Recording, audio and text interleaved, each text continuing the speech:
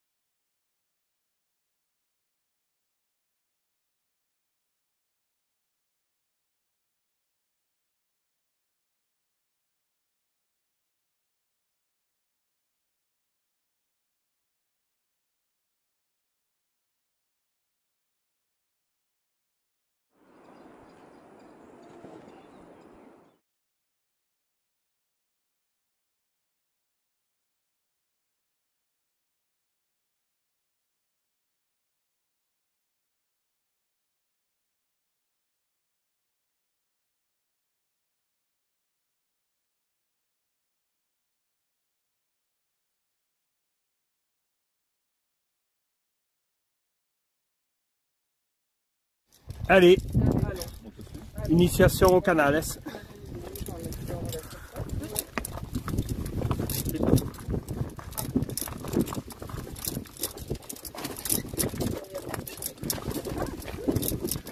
Vous avez vu, pour le moment, c'est confort le canal. Hein. Celui-ci, c'est vraiment une autoroute, c'est un canal à touristes.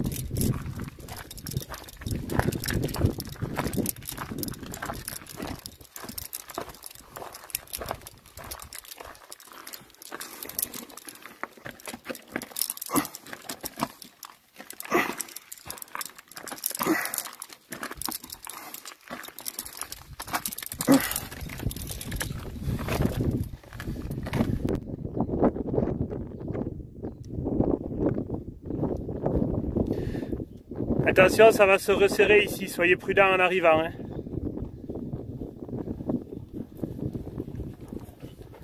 Accroupi à la limite, ouais.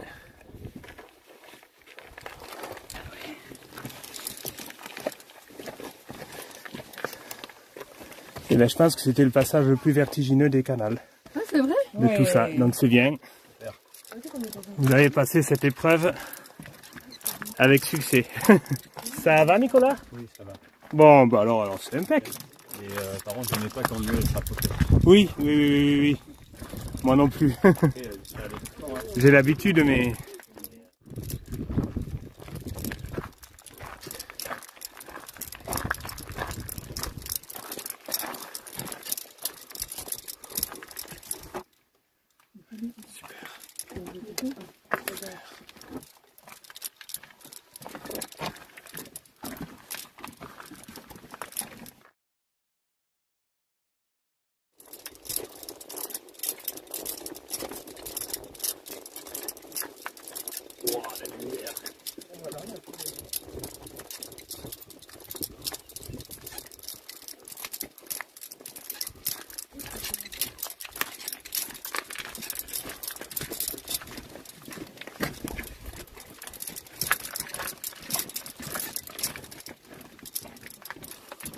C'est sympa, non? Ouais, c'est encore une aventure très différente. Ouais.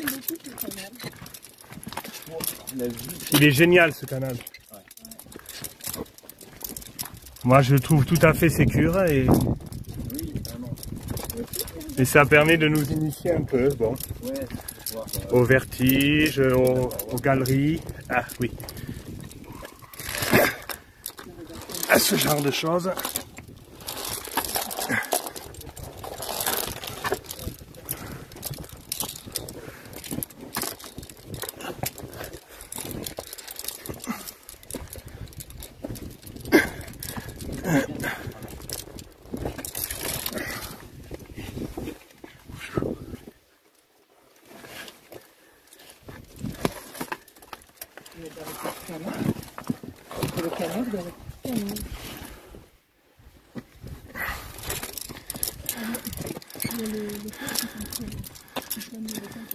Ça va, tout le monde est bien passé?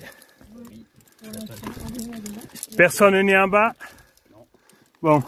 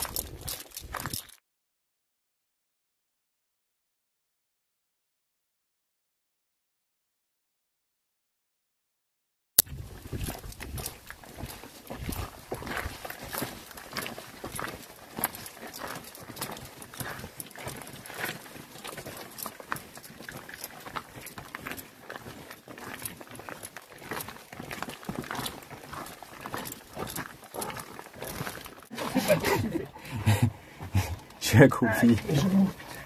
Je suis accroupi.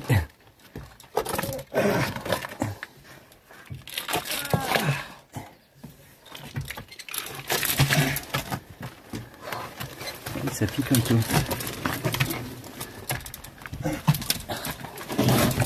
Ah, là c'est mon sac qui accroche. C'est un peu le caca.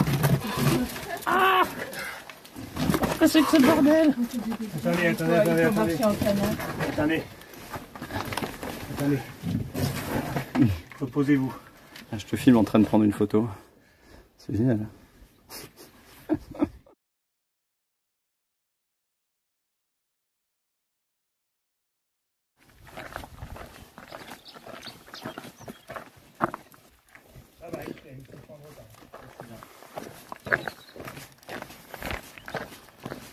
Attention, pas tomber.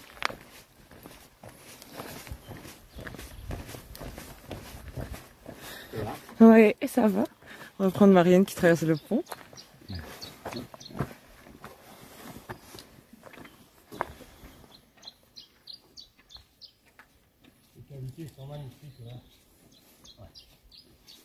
On sent que c'est creux quand on fait les pas. Ouais.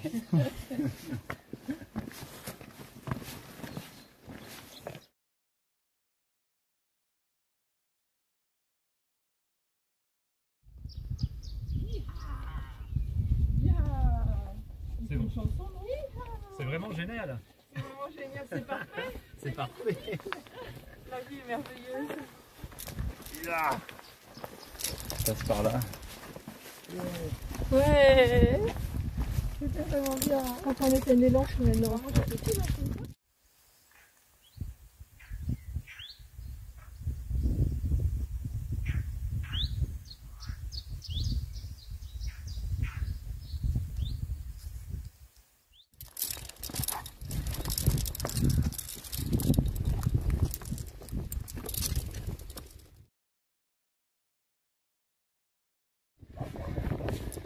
Fatiguée. Je comprends. C'est une sacrée escalade là, là-bas jusqu'ici. Ça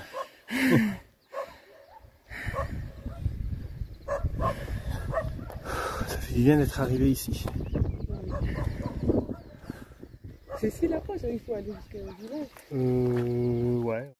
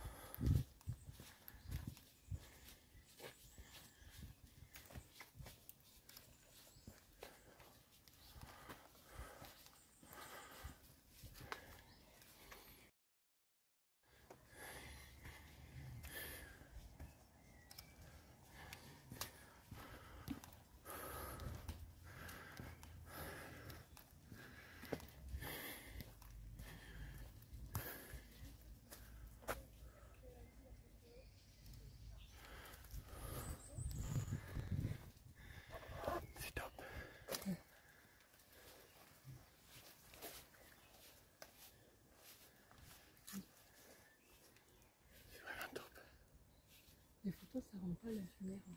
Pas du tout. En fait, les photos nous ont pas spoilé parce que ça n'a rien à voir.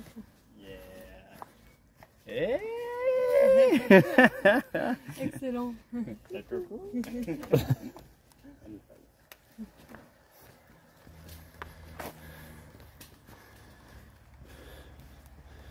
Magique, hein, le passage.